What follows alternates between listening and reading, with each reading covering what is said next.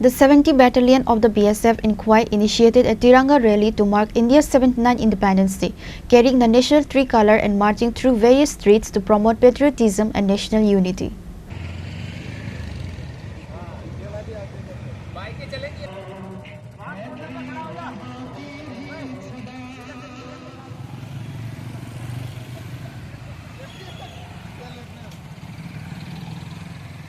The rally was attended by officiating Commandant KP Singh, BSF 7 Battalion Deputy Commandant Sulil Haror and many officers.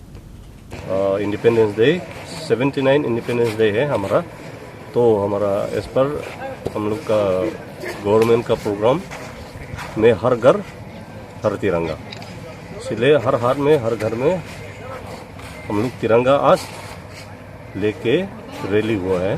और हमारा relation फौज BSF और civilian को और नज़दीक होने के लिए, और हमारा दिल में जो हमेशा तिरंगा जो है हमेशा रखना है। और हम लोग एक साथ हम लोग सुबह रैली किया है, हर घर हर तिरंगा, हर हाथ में तिरंगा और इवन घर में भी तिरंगा सब लगाना है। तो इसमें हमारा क्लोज बॉन्डिंग होगा, हमारा साथ और भी अच्छा व्यवहार होना चाहिए, ठीक ना।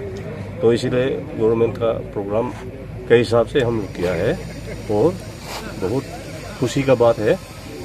बहुत आदमी सिविलियन भी बहुत सपोर्ट कर रहा है और अच्छा है, और भी करेंगे।